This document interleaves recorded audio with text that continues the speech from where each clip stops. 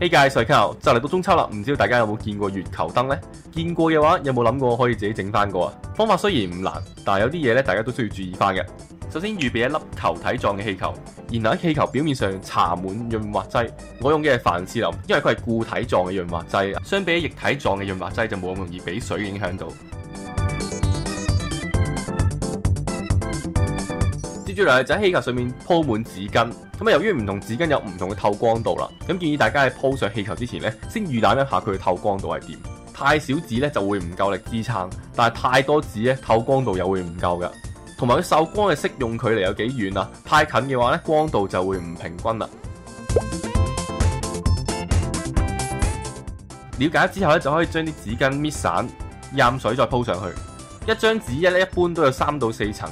要記得將每一張紙嘅每一層都分開先，差唔多鋪滿一層之後呢，我哋可以藉住紙巾嘅吸水力呢，就將啲水直接倒上喺紙巾上面，咁樣可以慳翻好多飲水嘅時間。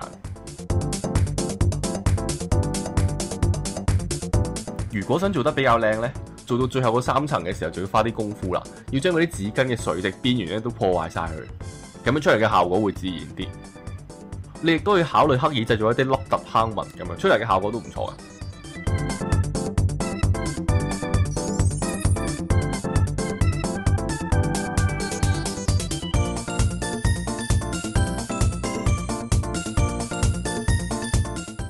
因為紙乾咗之後呢，外層好容易脫落㗎，咁所以到最後嗰層呢，就唔可以淨係用水啦，要改用呢個稀釋咗嘅白膠漿。水同埋白膠漿嘅比例大概係2:1左右。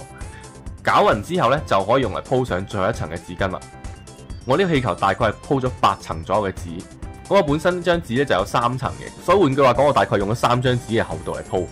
最後檢查一下睇下有冇未搽上白膠漿嘅地方啦。搽滿咗之後就可以等佢12個鐘頭到，俾佢自然風乾。風乾之後就輕輕撳一撳佢嘅表面，將氣球同埋紙巾之間嘅黏力鬆開咗先，之後就可以吉爆個氣球啦。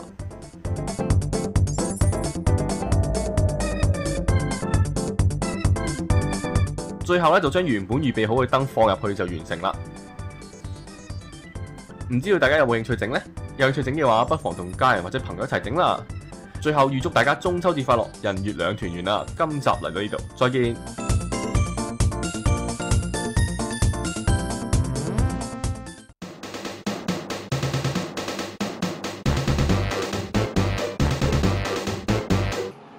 個未完成品似個太陽多啲喎。